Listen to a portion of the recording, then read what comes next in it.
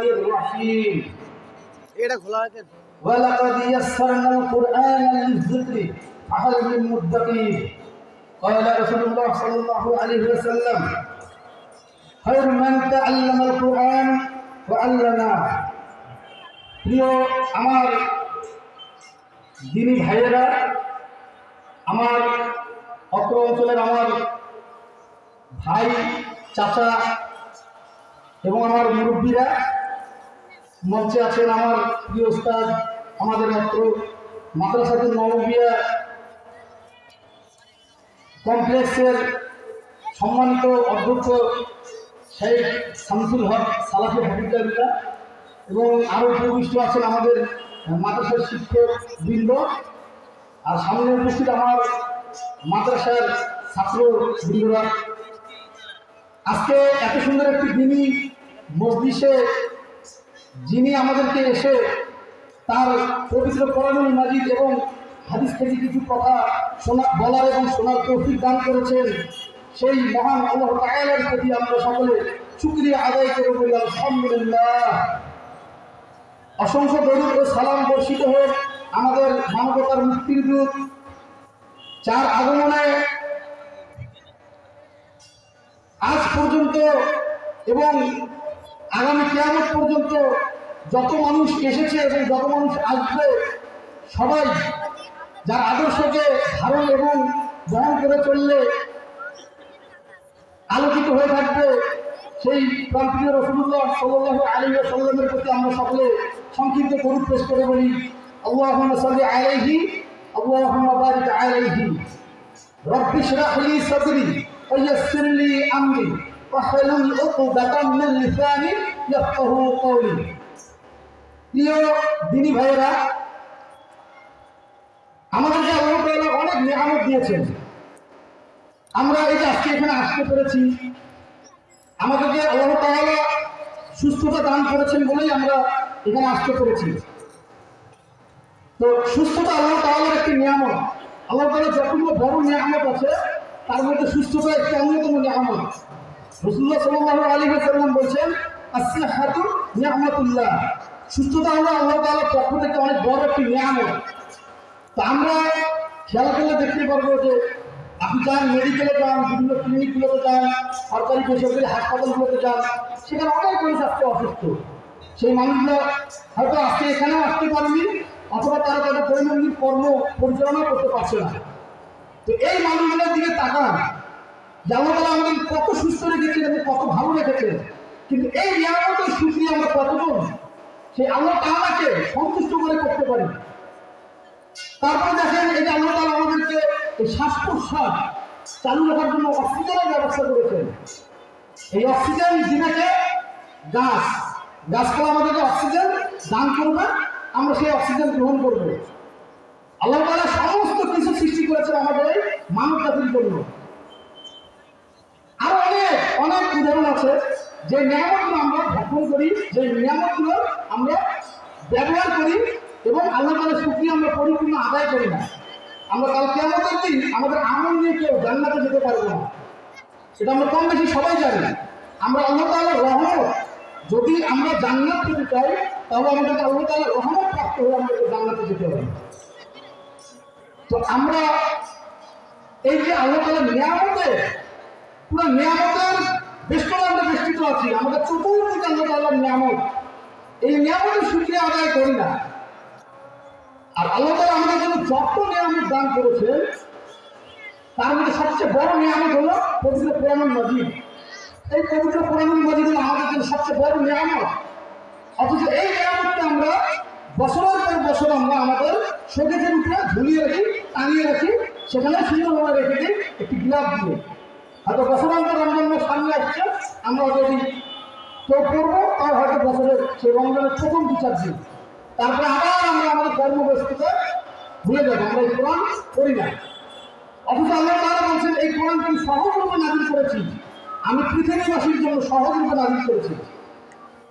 আমি একটি এটি আয়াত তেলাওয়াত করেছি, ওয়ালাকাদ ইয়াসসারনাল কুরআনা লিযিকরি ফাহাল মিন মুদ্দাকির, যে নিশ্চয়ই আমি কোরআনকে সহজ রূপে নাযিল করেছি, তোমাদের মধ্যে কি কোনো জ্ঞানী আছে যে এটা নিয়ে গবেষণা করবে? আমরা কি করছি? আমরা এই কোরআন নিয়ে গবেষণা তো করি না, আমরা দুনিয়ার ফসলে লিপ্ত, আমরা দুনিয়ার ফেতনায় লিপ্ত, আমরা এলাকায় বিচার সালিশ করি এই কোরআনকে বাদ দিয়ে, আমরা আমাদের জীবন পরিচালনা করি কোরআনকে বাদ দিয়ে। যদি এই পৃথিবীবাসী এই কোরআনকে দিয়ে গবেষণা করে কোরআনের উপর রিসার্চ করে যদি মানুষের সমস্ত কর্ম পরিচালনা করতে, তাহলে এই পৃথিবীতে কোনো ফেতনা থাকতো না, কোনো ফাসাদ থাকতো না। আমরা কোরআন পড়ি না, আমরা কোরআন বুঝি না, আরে কোরআন পড়ার জন্য আমরা চেষ্টাও করি না। আমাদেরকে কোরআন পড়তে হবে, আমাদেরকে এর অর্থগুলো বুঝতে হবে, আমাদেরকে বুঝে বুঝে আমাদের জীবনে এগুলো অ্যাপ্লাই করতে হবে। আজকে দেখেন একটি তথ্য দেয়, ইউরোপের একজন বিখ্যাত গায়ক, সে ইউরোপের নাম করা একজন গায়ক ছিল, তার নাম, সে যখন খ্রিস্টান ছিল তখন তার নাম ছিল ক্রেস স্টেলিন।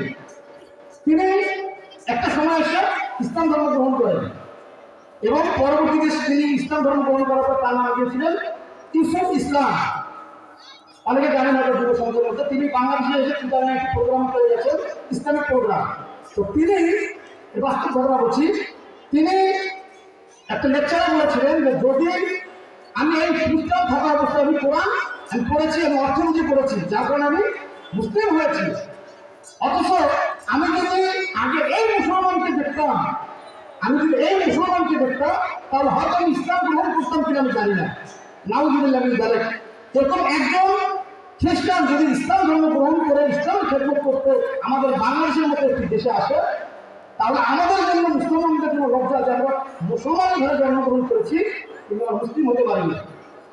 আল্লাহ তাআলা বলছেন পবিত্র কোরআন কারিমে, ইয়া আইয়ুহাল্লাযীনা আমানু তাকুল্লাহা হাক্কা তুকাতিহি ওয়া লা তামুতুন্না ইল্লা ওয়া আনতুম মুসলিমুন। যে হে মানুষ, ইয়া আইয়ুহাল্লাযীনা আমানু, হে ঈমানদারগণ, হে মুসলমান, তোমরা হক কথা বলো, তোমরা সত্য কথা বলো এবং তোমরা আল্লাহকে ভয় করো, যেভাবে আল্লাহকে ভয় করা দরকার, তোমরা হক কথা বলো, সত্য কথা বলো এবং ওয়ালা তামুতুন্না ইল্লা ওয়া আনতুম মুসলিমুন। তোমরা পরিপূর্ণ মুসলমান না হয়ে তোমরা মৃত্যুবরণ করো না। অথচ আমরা আমাদের জীবনটা কে দিয়ে সাজাচ্ছি, আমরা আমাদের সন্তানকে কি করি, আমরা জেনারেল পড়াচ্ছি, ঠিক আছে, কিন্ডার গার্ডেনে দেই, তারপরে বিভিন্ন প্রাইমারি স্কুলে দেই। আপনার সন্তান কি শিখছে? আপনি খোঁজ নিচ্ছেন আপনার সন্তান কি শিখছে? আপনি গাড়িতে করে আপনি স্কুলে দিয়ে আসছেন, স্কুলে দিচ্ছেন। কিন্তু আমি এখন চ্যালেঞ্জ করে বলতে পারবো, একজন মাদ্রাসায় পড়া একটি ছেলে আর একটি স্কুলে পড়া ছেলের মধ্যে আমি আফটার 5 বছর, অর্থাৎ 5-এর পর থেকে 10-এর মধ্যে এই দুই শ্রেণীর ছাত্রকে আমি একসাথে করেন আপনারা, যে মাদ্রাসার ছাত্র আদব কায়দা দেখেন আর 5 থেকে 10 পর্যন্ত জেনারেল ছাত্ররা আদব কায়দা দেখেন, আপনি নিজেই ডিফারেন্স বুঝতে পারবেন যে আমাদের যুব সমাজ, যে আমরা বলি যুব সমাজের অবক্ষয় কি? এটা কি আছে? অবক্ষয় কি? অবক্ষয় হলো একটা ভালো অবস্থানের ছন্দ বদল। আমি একটা ভালো অবক্ষয় কেন বদল আসলো? তার মানে একটা চলমান ভালো প্রক্রিয়াকে কোনো কারণে বাধাগ্রস্ত করার জন্য সেটা ছন্দ বদল ঘুরে গেছে। এটাই হলো নৈতিক অবক্ষয়। আমাদের নৈতিক অবক্ষয় কেন হচ্ছে? মাদ্রাসা থেকে আমরা দূরে। আজকে দেখেন আমাদের অত্র মাদ্রাসা, আমাদের এই অঞ্চলে এত সুন্দর একটি মাদ্রাসা, আলহামদুলিল্লাহ আমাদের হুজুর, আমাদের মাদ্রাসার প্রিন্সিপাল আলহামদুলিল্লাহ শামসুল হক সালাফি হাফিজুল্লাহ, তিনি দায়িত্ব নেওয়ার পর প্রশংসা সামনে করা ঠিক না, কিন্তু কিছু প্রশংসা সামনে করতে হয়। তিনি এর দায়িত্ব নেওয়ার পরে যখন তিনি দায়িত্ব নিয়েছিলেন তখন আমাদের 1 থেকে 2 জন ছাত্র ছিল। আজকে আমাদেরকে ছাত্র রিটার্ন করতে হচ্ছে জায়গার অভাবে। আসেন আপনারা আপনাদের ছাত্রকে আপনার জেনারেল পড়ান, কিন্তু মাদ্রাসা ভিত্তিক কিছু শিক্ষা দেন এবং আসেন আমাদের মাদ্রাসার সাথে আপনারা দেখেন এই মাদ্রাসার উন্নয়নের কাজ করে, এটা আল্লাহ তাআলা কাল কিয়ামতের দিন জমা করে রাখবে। দুনিয়াতে এর সুফল পাবেন, কাল কিয়ামতের দিনে এর সুফল পাবেন। আলহামদুলিল্লাহ আমাদের এখানে বাইরে শিক্ষক এসে পড়াশোনা করছে, বাইরে থেকে আমাদের শিক্ষকরা যথেষ্ট একটি, আলহামদুলিল্লাহ।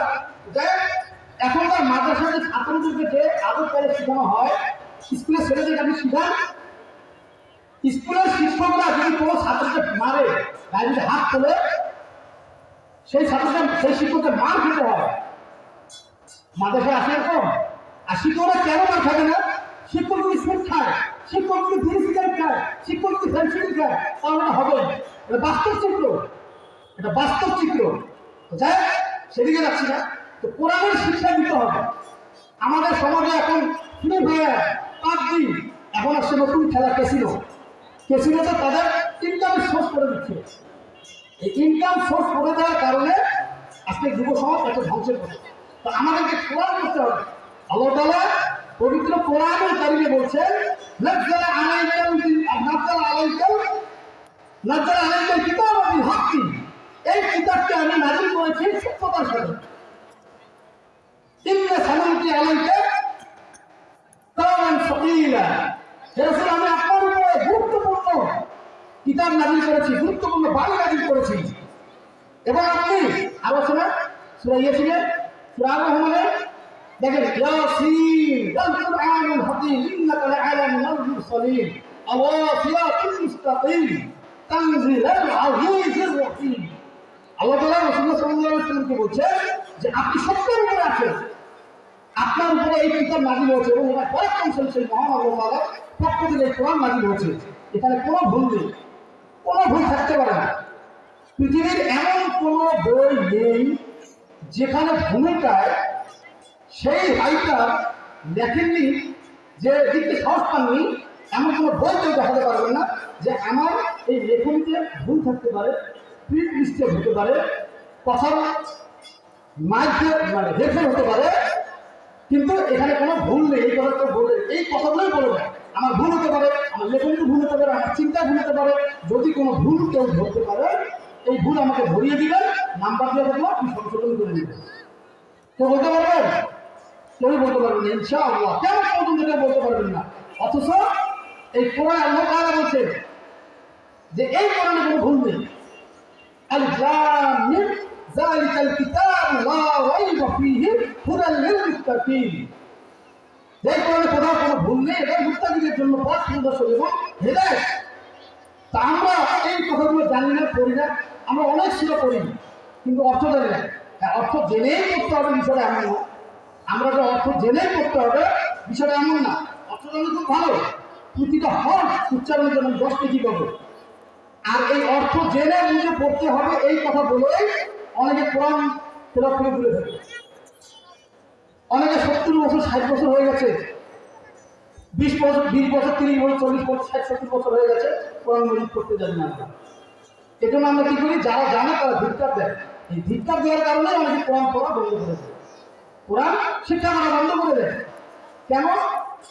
আল্লাহ তাআলা বলছেন কোনো কোরআন শিক্ষার কোনো বয়স নেই। আমার হতে পারে আমার 80 বছর বয়স, আমি কোরআন শিক্ষা করিনি, আমি আজ থেকে করবো, আমি আজ থেকে করবো, আমি কোরআন শিক্ষা করবো। আমি যদি জানি না, আমি কার কাছে দেবো? যে জানে তোমরা যেটা জানো না সেটা জানো না, কার কাছ থেকে? যে জানে। তো আমরা কোরআন তেলাওয়াত করতে শিখতে চাই না। আমার এই কোরআন শিক্ষার কোনো বয়স নেই, কোরআন শিক্ষার কোনো বয়স নেই। কোরআন শিখতে হবে একদম আল্লাহ তাআলাকে সন্তুষ্ট করে, আমাকে ইবাদত করতে হবে আল্লাহ তাআলাকে সন্তুষ্ট করে।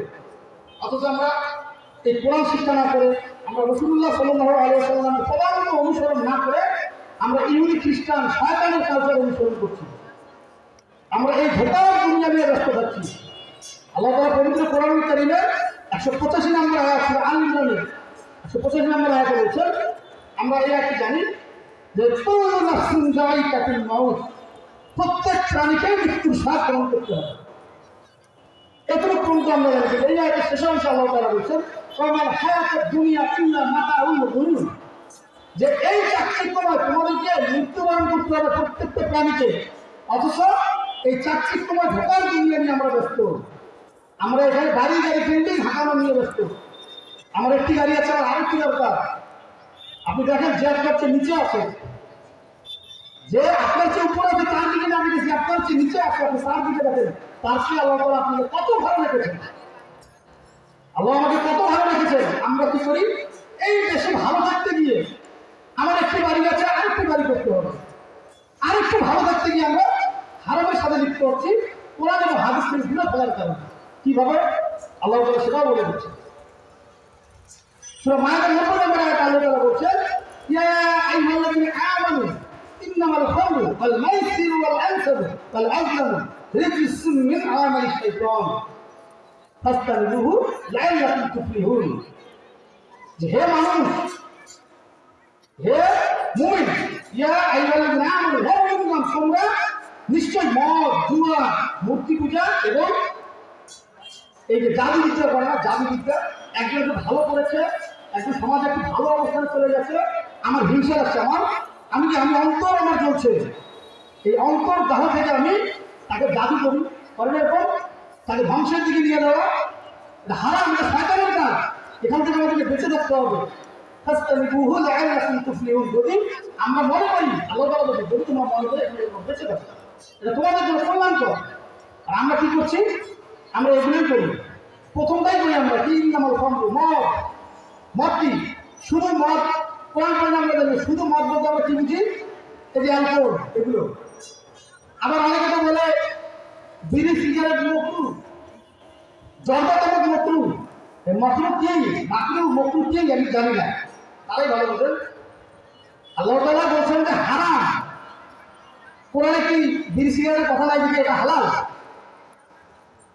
ফেসিডেলের কথা কোরআনে বলা আছে, ইয়াবার কথা বলা আছে, গাঁজার কথা বলা আছে, এখানে খামরি মানে কি মদের কথা বলা আছে। কুল্লু মুসকিরিন খামরুন ওয়া কুল্লু খামরিন হারামুন। রাসূলুল্লাহ সাল্লাল্লাহু আলাইহি ওয়াসাল্লাম বলেছেন যে প্রত্যেক নেশাজাত দ্রব্যের মদ এবং প্রত্যেক মদই হারাম। এরপর রাসূলুল্লাহ সাল্লাল্লাহু আলাইহি ওয়াসাল্লাম আরেকটা হাদিসে বলছেন, যেটা বেশি খেলে মস্তিষ্কের বিকৃতি ঘটে, বিভ্রান্তি ঘটে, সেটা অল্প খেলেও হারাম। মা আকসারা কাসিরহু কলিলু হারামুন। যেটা বেশি খেলে মস্তিষ্কের বিকৃতি ঘটবে, সেটা অল্প খেলেও হারাম। তা আমরা রাসূলুল্লাহ সাল্লাল্লাহু আলাইহি ওয়াসাল্লাম যেটা বলছেন সেটা বিশ্বাস না করে আমরা কি করি? আমরা শয়তানের পদাঙ্ক অনুসরণ করি। আমাদের সবচেয়ে বড় শত্রু ইহুদি, খ্রিস্টান, হিন্দু, মুসলিমরা না। তারা আমাদের যদি প্রতিবেশী হয়, তারা যদি আমার পাশের বাড়ির লোক হয়, তাদের হক আদায় করতে হবে যেভাবে কোরআন হাদিসে বলা আছে। কিন্তু সরকারের হক আমরা প্রতিনিয়ত আদায় করি, আর আমরা লাগি ইহুদি, খ্রিস্টানদের পিছনে, হিন্দুদের পিছনে। কেন লাগবে? আমাকে শয়তানের বিরুদ্ধে, যদি আমি নিজেকে শয়তানের বিরুদ্ধে অবস্থান করাতে পারি, তাহলে সব কিছু করতে পারবো ইনশাআল্লাহ। কিন্তু আমরা কি করি? শয়তানের কদম আমরা অনুসরণ করছি। আল্লাহ তাআলা সূরা বাকারার 168 নম্বর আয়াতে বলছে, ইয়া আইয়ুহান নাসু কুলু মিম্মা ফিল আরদ হালালান তাইয়্যিবা ওয়া লা তাত্তাবিউ খুতুওয়াতিশ শাইতান ইন্নাহু লাকুম আদুউম মুবিন। এখন আসলে তখন বললো শুধু মুমিনদের জন্য, আর এখন বলছে আল্লাহ তাআলা সমস্ত মানব জাতির জন্য, সমস্ত মানব জাতির জন্য। হে মানব জাতি, হে মানুষ সকল, তোমরা খাও, ভক্ষণ করো। আমি তোমাদের জন্য এই পৃথিবীতে যা কিছু প্রেরণ করেছি, যা কিছু সৃষ্টি করেছি, তাদের তোমরা ভক্ষণ করো। আর আমরা কি করছি? হারামের দিকে লিপ্ত হচ্ছি, সুদ ভিত্তিক কারবার চালু করছি। একটু কিছু হলে সুদের উপরে চলে যাচ্ছে, সুদের উপরে টাকা নিয়ে আমরা আমাদের জীবন পরিচালনা করছি। এ থেকে বেড়ে আসতে হবে। আপনি আজকে ওয়াদা করেন আল্লাহ তাআলার কাছে, আপনি 1 কোটি টাকা দিন, 2 কোটি টাকা দিন, আপনার কোটি কোটি টাকা দিন, আপনি আজকে নিজ করেন যে হ্যাঁ আমি আর সুদ তুলব না, আমি সুদের উপরে টাকা নিব না। আপনি কষ্ট করে, কিন্তু এই কষ্ট বেশি দিন থাকবে না, অল্প কিছু দিন আল্লাহ আপনাকে এই দিন থেকে বের করে নিয়ে আসবেন ইনশাআল্লাহ। اللهم اكفني بحلالك عن حرامك واغنني بفضلك عن نفسك। এই কথা বলেন আমাদের আলহামদুলিল্লাহ সৈয়দপুর মসজিদগুলোতে যে পাওয়া থাকে দোয়া করি। তো আমাদেরকে পবিত্র কোরআনুল কারীম অনুযায়ী পবিত্র কোরআনের হাদিস অনুসরণ করতে হবে।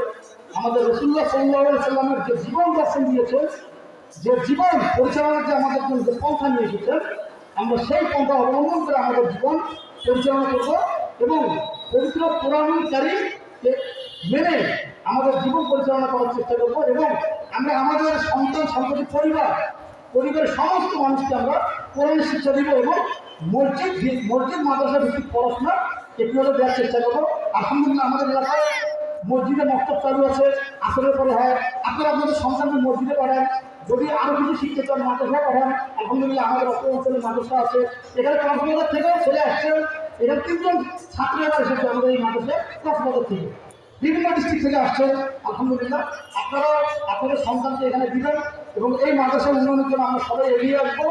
আমরা সবাই একে অপরের কাজে কাজ দিয়ে আমরা আমাদের মুসলমানের উন্নতির জন্য আমরা চেষ্টা করব, সর্বোপরি সমস্ত মানব জাতি ভালো জন্য আমরা এগিয়ে আসবো। আল্লাহ তাআলা আমাদের সবাইকে পবিত্র কোরআনুল মাজিদ এবং রাসূলুল্লাহ সাল্লাল্লাহু আলাইহি ওয়াসাল্লামের জীবন দর্শন অনুসরণ এবং অনুকরণ করে চলার তৌফিক দান করুন। আমরা সবাই বলি আল্লাহুম্মা আমিন। আসসালামু আলাইকুম ওয়া রাহমাতুল্লাহি ওয়া বারাকাতুহু।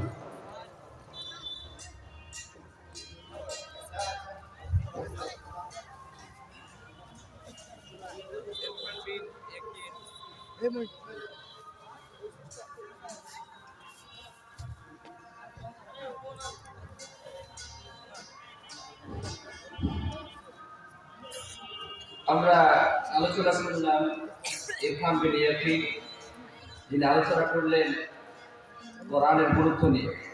এই